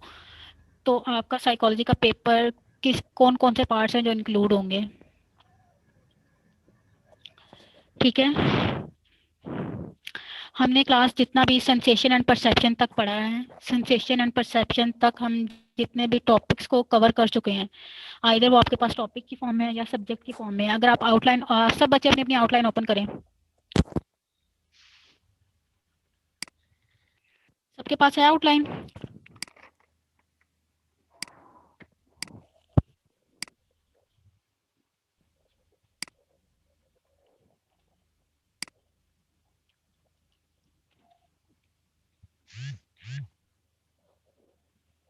मैम कर ली ओपन। आउटलाइन ओपन करें आप जी। Okay okay, Mohammad Murad, now participants are 28, kindly आप नोट डाउन करें इसको। Okay ma'am. ओके, क्लास आप सबके पास आउटलाइन है तो आप इसको देखें जरा। मैं टॉपिक्स बोल रही हूँ, वो वाले सारे टॉपिक आपके उसमें इंक्लूड है मिड टर्म के पेपर में। इंट्रोडक्शन टू साइकोलॉजी, ये पूरा डेफिनेशन और जो कुछ भी गोल्स, ये सारा कुछ, ठीक है? Then major school of thoughts in psychology and major field of psychology, ये वाला पूरा टॉपिक और ये वाला पूरा टॉपिक। समझ आ रही है क्लास आपको दोनों टॉपिक? देन आगे है basic research method in psychology, survey research, experimental case study method, ये वाला समझ आइए यहाँ तक? अब ये जो 3 टॉपिक हैं ये आपके फर्स्ट चैप्टर में कवर है, जो पीडीएफ और एमएस वर्ड का आपके साथ मैंने शेयर किया हुआ है ना, उसके अंदर ये कवर है। आपने अब ये परेशान यस मैम। नहीं होना, यहाँ पे तो 5-6 दिए हुए हैं और हमारे पास जस्ट 2 चैप्टर्स हैं। आपने टॉपिक्स के ऊपर फोकस करना है और ये वाले सारे टॉपिक्स आपको याद है, हम पढ़ चुके हैं, ठीक है? Yes ma'am. देन है biological basis of behaviour, brain और ये वाला सारा, neurotransmitter and their functions. Then है आपके पास sensation and perception, difference between sensation and perception और ये वाला सारा, ठीक है? अब यहाँ तक आपकी आउटलाइन से सारा कोर्स। देन मैंने आपको जो असाइनमेंट दी हुई है वो भी आपने करनी है, लेकिन हम उसके ऊपर एक दफ़ा फोकस करेंगे कि हमने वो इंक्लूड करनी है कि नहीं, on the basis of your performance, कि हमने वो वाली इंक्लूड मिड टर्म के लिए। मैम एमसीक्यूज ही होंगे? मिड टर्म का पैटर्न आपको पता है जी, मिड टर्म का पैटर्न 30 एमसीक्यूज होंगे और आपने अटेम्प्ट करने होंगे, जितने आप अटेम्प्ट करेंगे नहीं मार्क्स आपको मिलेंगे। इसके अंदर कोई सब्जेक्टिविटी पर्सनल नहीं आ सकती कि मेरी मार्किंग की वजह से आपके डिस्टर्ब हो रही है ना अचीवमेंट।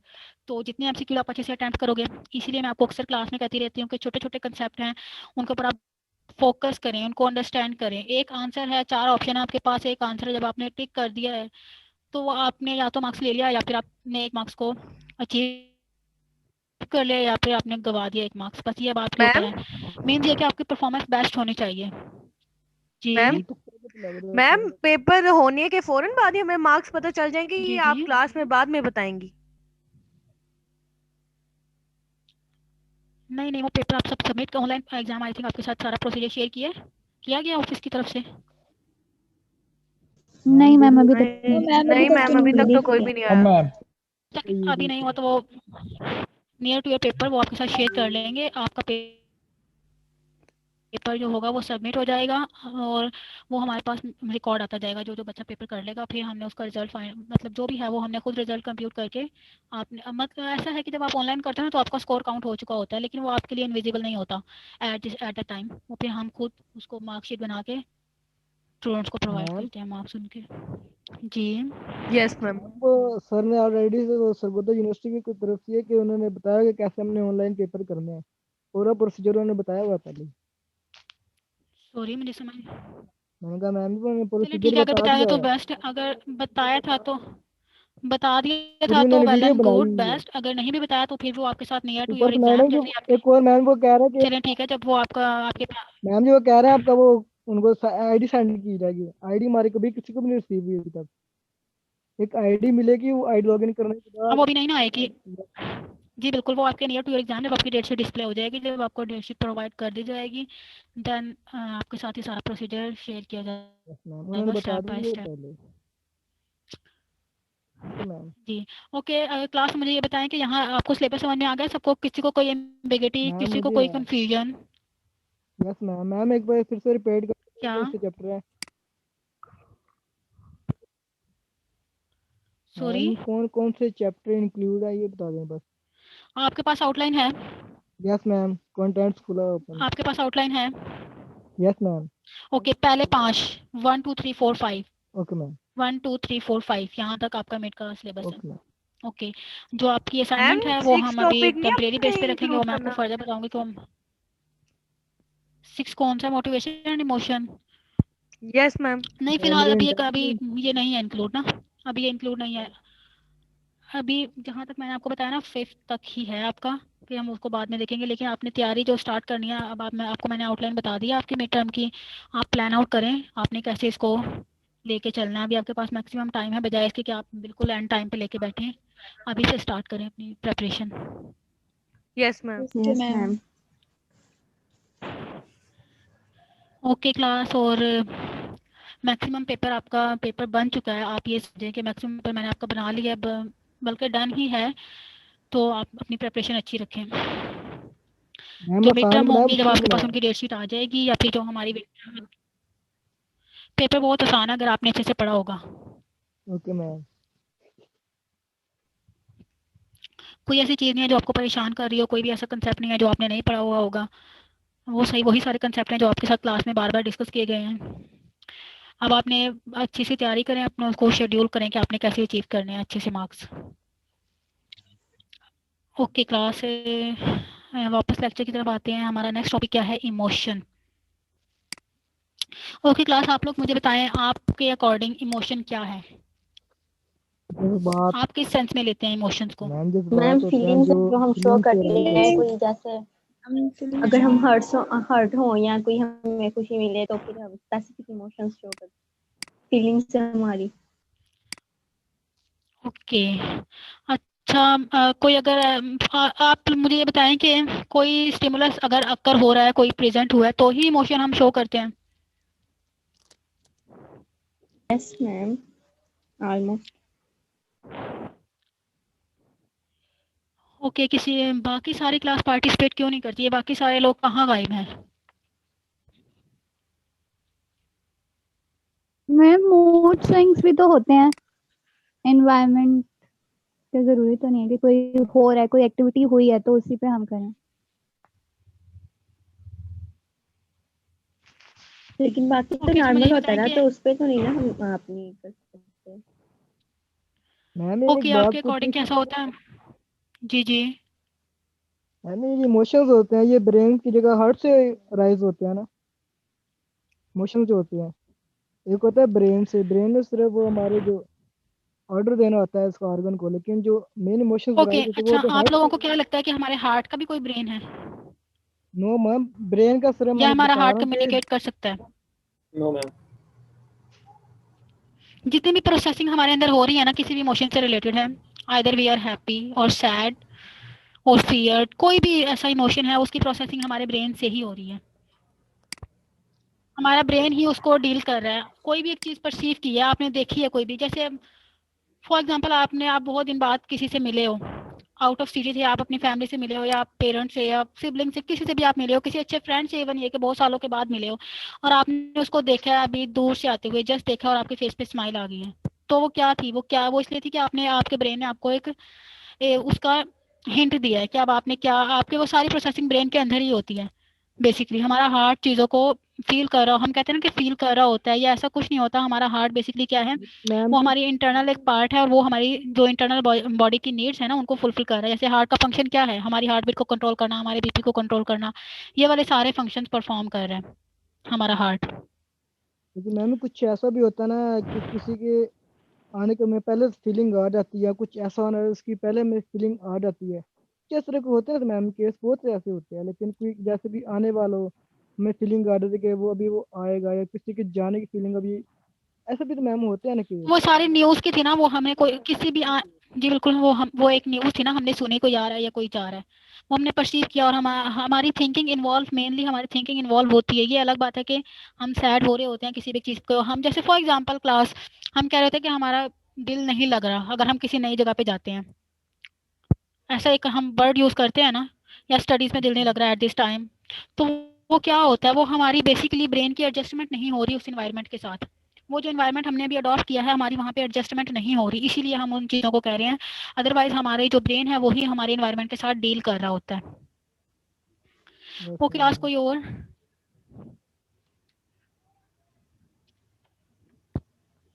मैम लेकिन वो सिक्स सेंस भी तो सही कहते हैं ना मैम क्लास जी। आपकी जो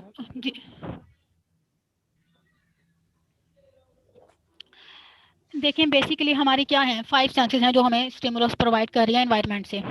अब 6 सेंस की जहाँ पे बात आती है, वो ना तो हमारे लिए विजिबल है, ना ही हमारी वो किसी सेंस का पार्ट है।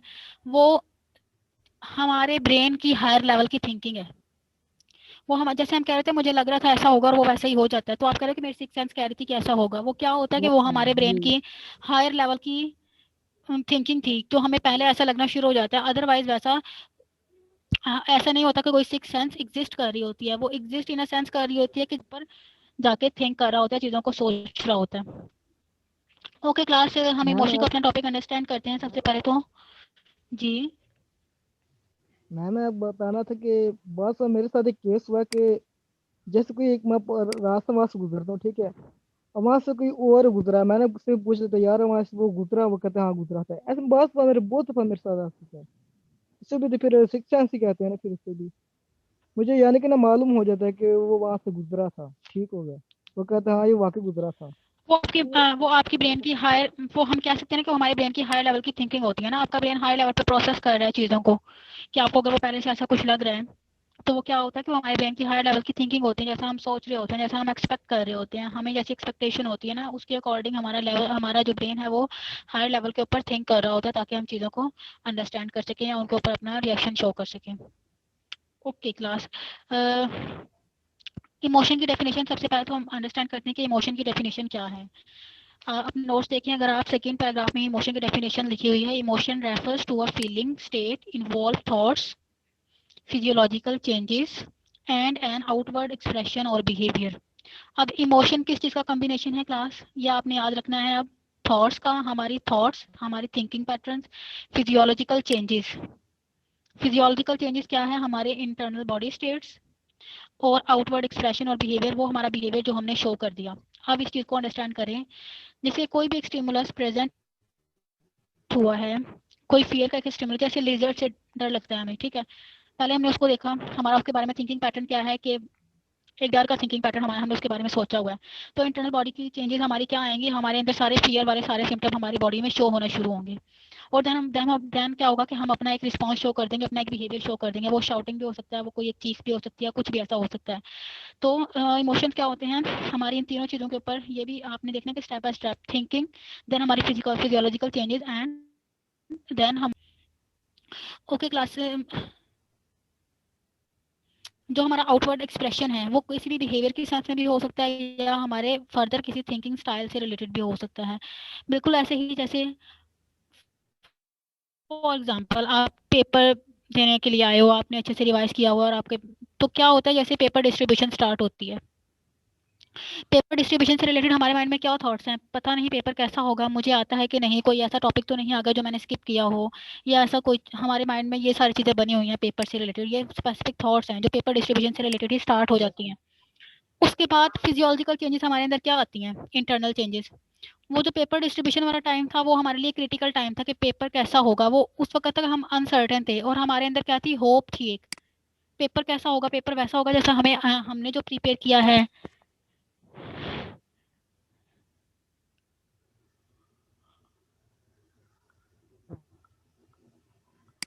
और अगर हमने सारा सिलेबस फॉर एग्जांपल अच्छे से प्रिपेयर भी किया हुआ है और हम सेटिस्फाइड हैं अपनी जितनी भी प्रिपरेशन है उससे, तो कहीं ना कहीं हमारे अंदर एलिमेंट ऐसा ही होता है कि पेपर मुझे आता है या नहीं। उसके बाद फिजियोलॉजिकल चेंजेस क्या आती हैं हमारी बॉडी में, पेपर डिस्ट्रीब्यूशन से जब तक पेपर हमारे हाथ में आ गया, अब हमें पेपर मिल गया है, उस वक्त तक की क्या फिजियोलॉजिकल, हमारी हार्ट बीट तेज हो रही होती है अकॉर्डिंग टू वेदर। अगर गर्मी है या ऐसा कुछ मौसम है तो वो स्वेटिंग हो रही होती है, हार्ट बीट तेज हो रही होती है, हमारा सांस फूला हुआ होता है। ये वाली, हम बेशक हम नॉर्मल अपनी सीट के ऊपर बैठे हैं, हम रिलैक्स्ड फॉर्म में बैठे हैं, हम रिलैक्स्ड पोस्चर में बैठे हैं, लेकिन जो हमारी इंटरनल स्टेट्स हैं वो ऐसी ही होती हैं, हमें हार्ट बीट हमारी तेज हो रही होती है। और अगर पेपर बहुत ही क्रिटिकल हो, बहुत ही टफ कोई ऐसा पेपर हो जिससे रिलेटेड हमें पता हो कि पेपर टफ भी हो सकता है, या अगर किसी एक टीचर से रिलेटेड हमने सुना हो कि इनकी मार्किंग थोड़ी सी डिफरेंट है, तो ये वाली सारी चीज़ें क्या होती हैं, ये हमारी थॉट्स जो स्पेसिफिक चीज़ से रिलेटेड बनी हुई हैं और वो फिजियोलॉजिकल चेंजेस उस थॉट से रिलेटेड क्या आ रही हैं। ठीक है, और अब आपको पेपर मिल गया, अब आपने रीड आउट कर लिया। क्लास ऐसा भी होता है कि जब हम paper first time read out कर रहे होते हैं ना, हमें पेपर मिला और हम एक बार रीड आउट कर रहे हैं, तो ऐसा होता है कि हमारा माइंड कुछ सेकंड्स के लिए ऐसा होता है ब्लैंक होता है, हमें समझ नहीं आ रही होती कि हमें कितने क्वेश्चन हमें आते हैं एक दफ़ा में, कुछ सेकंड्स के लिए ये वाली फीलिंग हमारे अंदर आती है और ये नेचुरल है। लेकिन जैसे वन बाय वन हम सारे क्वेश्चन को पढ़ते हैं तो हमें फिर हम काउंट करना स्टार्ट कर देते हैं कि कितना पेपर हमें आता है और कितने अच्छे से आता है। तो ये वाली सारी क्या थी, फिजियोलॉजिकल चेंजेस थी। उसके बाद क्या आता है, आउटवर्ड एक्सप्रेशन और बिहेवियर। अब हमने अपना बिहेवियर शो कर दिया रिलेटेड टू पेपर कि हमें पेपर आता है कि नहीं, हमने उसको बिहेवियर क्या है, हमने कैसा अटेम्प्ट किया है। हमें आता था तो हमारी बहुत अच्छी परफॉर्मेंस थी, अगर हमें नहीं आता था या हम कंफ्यूज थे किसी भी एक टॉपिक को लेके, किसी भी एक से ज़्यादा टॉपिक को लेके, तो उसके ऊपर हमारी परफॉर्मेंस कैसी रही है। तो ये वाली सारी चीज़ें क्या होती हैं, ये इंटरफेयर कर रही होती हैं हमारी परफॉर्मेंस के साथ। अब आपको क्लास इमोशंस का डेफिनेशन समझ में आई है? Yes ma'am.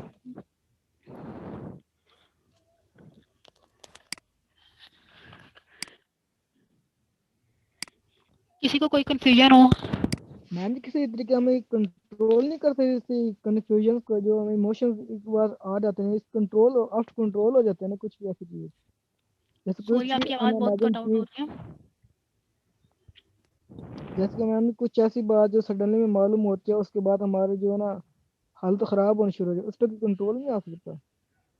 इसके ऊपर बेसिक मतलब कि कंट्रोल क्या हमारा होता है, देखिए ये वाला सारा सिस्टम हम बेसिकली वहाँ पे ब्रेन वाले चैप्टर में पढ़ चुके हैं ना। हमने क्या कहा, अगर आपने फॉर एग्जांपल खुदा ना खास्ता किसी ने कोई बैड न्यूज़ सुनी है तो क्या होता है, बहुत ज़्यादा हार्ट बीट तेज हो जाना, स्वेटिंग हो जाना, बीपी का हाई या लो हो जाना, ये वाली सारी चीज़ें क्या होती हैं, ये सारी चीज़ें हमारे इमोशंस को तो लीड कर ही रही हैं।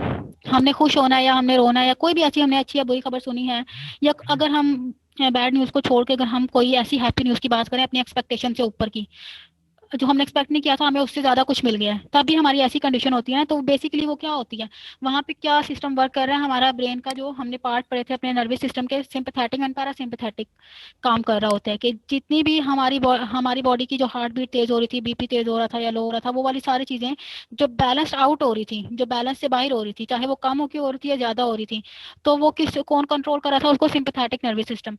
लेकिन with the passage of time जब क्या होता है कि हमारी बॉडी कूल डाउन होना शुरू हो जाती है, रिलैक्स फॉर्म में आना शुरू हो जाती है, तो कौन उस चीज़ को कंट्रोल कर रहा है? देन उसको कंट्रोल कर रहा है पैरासिम्पैथेटिक। पैरासिम्पैथेटिक का काम क्या है क्लास, जैसे हम पहले भी पढ़ चुके हैं, पैरासिम्पैथेटिक का काम यह है कि हमारी बॉडी को नॉर्मल स्टेट्स के ऊपर लेके आना, वापस उसको उसी फेज में लेके आना, रिलैक्स्ड फेज में लेके आना। ओके क्लास, ये शहरियार।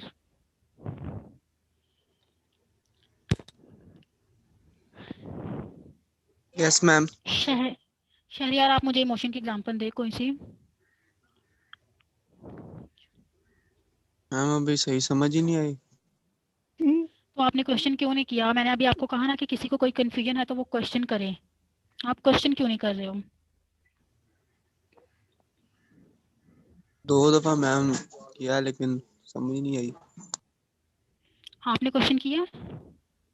नो मैम क्वेश्चन नहीं किया, लेकिन आपने 2 दफा समझाया सही तरह, समझ नहीं आई। अगर मैंने बेशक 2 दफा समझाया आपको फिर भी समझ नहीं आया, लेकिन जब मैं आपसे पूछती हूँ कि किसी को कोई कंफ्यूजन पूरी क्लास में, इसीलिए मैंने अब स्क्रॉल डाउन करके आपका नाम पॉइंट आउट किया कि अगर किसी को समझ नहीं आए तो क्लास मैं सिर्फ 6 या 7 बच्चों को नहीं पढ़ा रही हूँ, मैं आप सबको पढ़ा रही हूँ और आप सबके रिजल्ट से कंसर्न है मुझे। तो आप क्वेश्चन करें। अगर आपको एक बार 2 बार समझ नहीं आई, मेरी रिस्पॉन्सिबिलिटी है कि मैं आपको उस टाइम तक अंडरस्टैंड करवाऊँ जब तक आपको क्लैरिटी नहीं हो जाती किसी भी एक कंसेप्ट से रिलेटेड। तो आप क्वेश्चन करें, आप ये नहीं सोचा कि मैंने क्वेश्चन नहीं करना। ठीक है, अब मैं इमोशन की डेफिनेशन अगेन कर रही हूँ, अगर किसी को समझ नहीं आ रही तो वो मुझसे पूछ सकता है। ठीक है, इमोशन क्या है? इमोशन हमारी फीलिंग्स है। फीलिंग को सबको ही पता है कि फीलिंग्स हमारी, जो हम अपना बिहेवियर शो कर रहे हैं। ठीक है, इमोशन बेसिकली हम यहाँ पे 3 प्रोसेसेस की बात कर रहे हैं। हमारी थॉट्स का मतलब यह है कि हमारी थिंकिंग, क्या हम सोचते हैं, किसी भी एक चीज़ के बारे में हम क्या सोच रहे हैं। फिजियोलॉजिकल चेंजेस क्या है? हमारी इंटरनल बॉडी के अंदर जो भी प्रोसेसेस इन्वॉल्व हैं वो क्या है? Physiological changes. देन क्या है? आउटवर्ड एक्सप्रेशन और बिहेवियर, के हमारा बिहेवियर क्या है। जैसे शहरियार में मैंने अभी एग्जांपल शेयर की कि अगर आपको कोई अच्छी खबर मिली है, आपने कुछ अच्छा सुना है, आपकी एक्सपेक्टेशन से ऊपर कोई आपको गुड न्यूज़ सुनाई गई है, तो क्या होता है आपका, आप फॉर एग्जांपल अगर पेपर के रिजल्ट से मैं आपको एग्जांपल दूं, आप कंसर्न नहीं थे अपने पेपर के रिजल्ट से कि कैसा मेरा रिजल्ट आता है, लेकिन अगर आपको आपके फेलो ने एक बहुत ही गुड न्यूज़ सुनाई है आपके रिजल्ट के अच्छे ग्रेड से रिलेटेड, तो क्या थॉट आपके माइंड में आएंगी? हैप्पीनेस से रिलेटेड, कि मैंने ऐसा सोचा था या मैंने ऐसा नहीं सोचा था, मेरी फुलफिलमेंट क्या है, मेरी अब अचीवमेंट क्या है। फिजियोलॉजिकल चेंजेस, अब आप अपने आप को खुश फील करोगे, आपके जितने बॉडी के अंदर के हार्मोन है वो हैप्पीनेस में जितने भी हार्मोन सिक्रीट होते हैं चेंजेस आएंगी। आउटवर्ड एक्सप्रेशन, आप अपना बिहेवियर शो करोगे, आप बताओगे कि आप कितना खुश हो इन सारी चीज़ों से। सेम ऐसे ही अगर कोई ऐसी आप कोई भी एक बात जो आपको नापसंद है और किसी ने वही बात कर दिया, आपको गुस्सा दिला दिया, आपका स्पेसिफिक थॉट पैटर्न क्या था उस बात से रिलेटेड, तो आप एग्रेसिव हो जाओगे। और एग्रेसिव हो, आपको जब गुस्सा आएगा, आपकी बॉडी के इंटरनल स्टेट्स क्या हैं, वो वाले सारे हार्मोन और वो वाले सारे बॉडी पार्ट्स, हमारे ब्रेन के वो वाले सारे पार्ट एक्टिवेट हो जाएंगे जो गुस्से की हालत में काम कर रहे होते हैं, और आप अपना एक बिहेवियर शो कर दो। अगर आपने सामने वाले को कुछ कहा है या इवन कुछ मारा है या कुछ अपना कोई भी बिहेवियर ऐसा शो कर दिया है, तो वो क्या था? वो आपका स्पेसिफिक एक्सप्रेशन था, बिहेवियर था आपका। तो बिल्कुल इसी तरह ही इमोशन क्या है? इमोशन हमारी थॉट्स के अंदर इन्वॉल्व होती हैं, हमारी फिजियोलॉजिकल चेंजेस इन्वॉल्व होती हैं, और हमारा आउटवर्ड एक्सप्रेशन या बिहेवियर या कोई भी स्पेसिफिक बिहेवियर जो हम शो कर रहे हैं। Now clear? Yes ma'am. Shahryar, अब आपको क्लियर हुआ? क्लियर है। पक्का? Yes ma'am. ओके, अब आपको मैंने नॉमिनेट करना है। कल की क्लास में भी आपने मुझे एक एग्जांपल बतानी है, ठीक है? इमोशन से रिलेटेड कोई भी, मैंने आपके साथ इतने एग्जांपल शेयर किए हैं, कोई भी एक एग्जांपल, ठीक है? Okay ma'am. Okay class, I think meeting भी एंड होने वाली है, तो अभी आपका कल के लिए क्या टास्क है कि आपने इस प्रीवियस लेक्चर को अच्छे से पढ़ के आना है, ठीक है?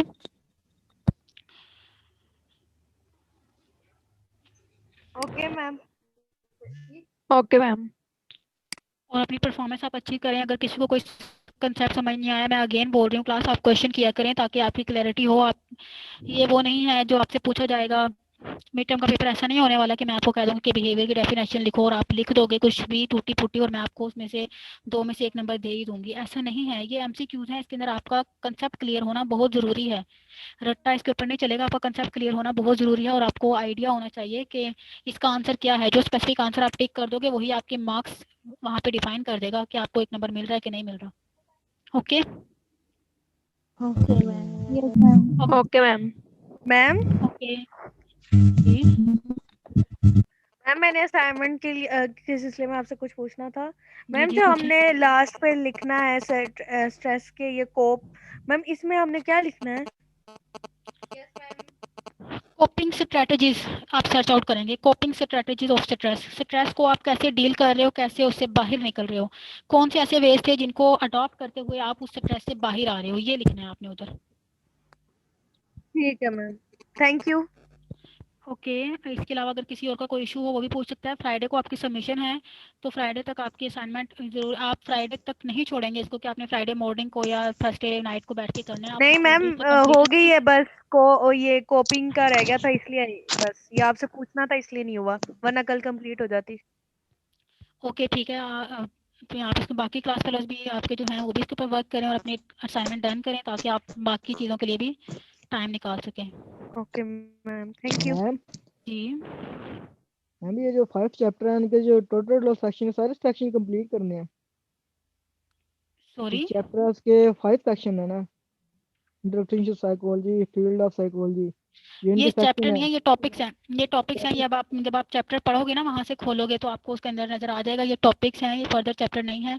ये ब्रीफली छोटे छोटे टॉपिक्स जो तो आपके ठीक है उसमें मैम, चैप्टर में लेकिन डिस्कस। मैं पूछ रहा हूँ कि ये इनके जो मुकम्मल कंप्लीट इनके कंसेप्ट क्लियर करने हैं। जी बिल्कुल कंप्लीट।